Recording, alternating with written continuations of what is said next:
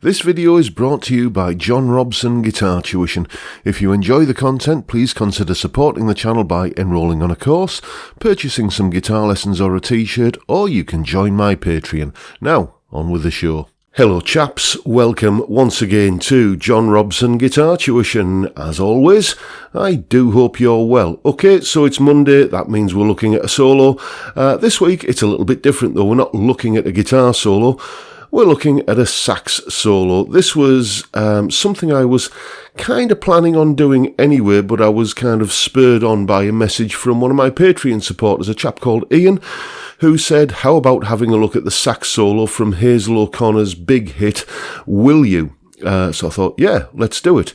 If you're not aware of the song, basically it comes from the movie Breaking Glass. This is from the late 70s, and the 70s was an era when you had lots of music-related movies. There was the disco one, Saturday Night Fever. There was the rock and roll one, Grease. There was the mod movie, Quadrophenia. There was the punk movie, The Great Rock and Roll Swindle. And this was, Breaking Glass was sort of the new wave, kind of cinematic experience, so to speak, and a big hit song from the soundtrack of that album was called Will You. I've linked to the original version down below so you can get an idea of how the original solo sounds.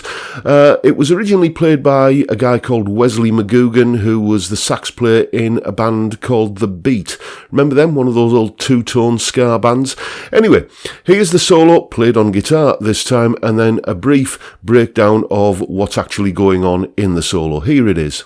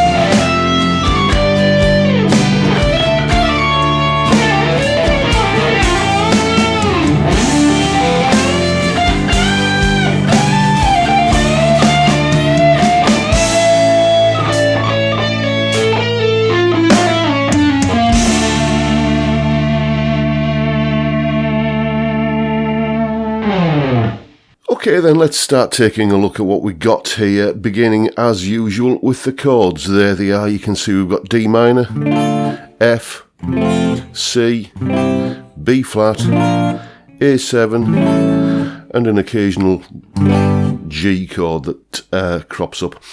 And if we take a look at the notes in each of those chords, there you can see them there, we begin to get an idea of what notes are going to be usable in the solo, and we can organise them into scales. Pretty much the backbone of the solo are the D, F, G, A and C notes, which, as you can see, give us D minor pentatonic.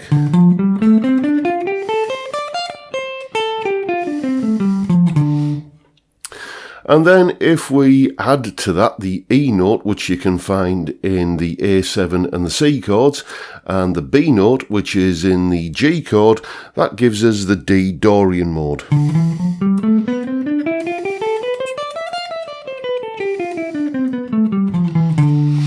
Then if we change that B note to a B flat, which is obviously in the B flat chord, we get the D natural minor scale.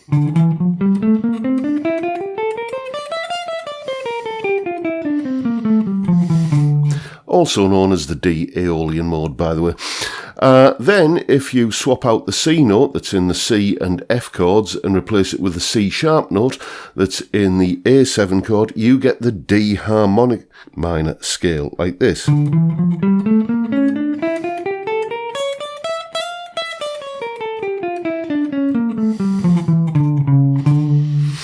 And what's going on is, as I said, the D minor pentatonic is very much the backbone of the solo.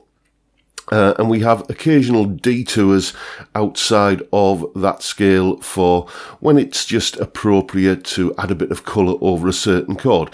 For instance, because the A7 note contains the A7 chord rather contains the C sharp note, which is what essentially kind of defines the D harmonic minor scale. There's one or two places in the solo where we just use the D harmonic minor scale over that A7 chord to create a little bit of colour, like this.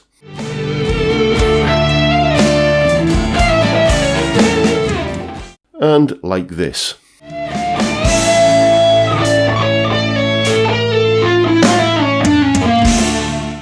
And what's going on is the solo is kind of, I think, divided between melodic motifs that seem somewhat worked out in advance, maybe not kind of plotted in any, kind of meticulously accurate or, kind of pre-specified way, but they are kind of, they do seem to be kind of melodic motifs that are there that he keeps returning to. This one, for example, at the beginning of the solo.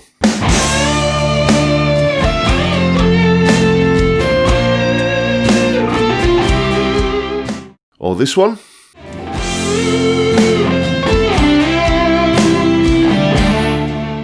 And a variation on it like this.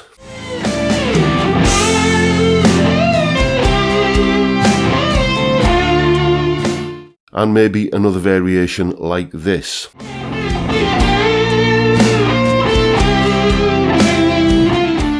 And interspersed around those kind of motifs that are, essentially like themes that reoccur during the solo. You've got more kind of free-form, improvised passages, which are usually based around, the old D minor pentatonic, with occasional little colour tones like adding in the B flat like that, just to kind of add a little bit of colour, basically. They're called colour tones. And once you add all that together, you get, the solo that you heard. I learned a lot from this just by taking a solo that wasn't played on the guitar and, that wasn't originally played on the guitar. And, it gives you a slightly different perspective, and it's given me some new licks, and hopefully it will do the same for you. So there you go. That's the short breakdown of what's going on in the Wesley McGugan solo from Hazel O'Connor's Will You. Have fun with it. And of course there is a full tab for that solo in both PDF and Guitar Pro formats up on my Patreon page. There's the address, link in the description, along with that clip that you've seen there of me playing the solo and explaining it, and the backing track to play along with it yourself to have some fun with that. As I say, that's all up on my Patreon page. Just a special little thank you to all of my Patreon supporters, including Ian, who suggested this solo. So thank you, Ian, and it's all up there for you right now. If you want to support the channel, then as I say, you can join the Patreon, only $3 a month, and you get all of these additional resources that go along with these YouTube lessons. Or there's various other ways you can help me keep the lights on around here. Just check the description box below for details. Thank you so much if you're already doing that, and thank you in advance if you're thinking of doing it. And that's pretty much it for today, folks. Hope you've enjoyed the video and found it useful, informative, and maybe even a little bit inspiring. And if you have, please hit the subscribe button and the notification bell if you haven't already done so, and why not give me a like while you're at it, just for good measure. And with that, I'll bid you all a good day and say thank you so much for watching. Thank you for your time. Look after yourselves, folks. Stay well, stay safe, and above all, stay sane. Bye for now.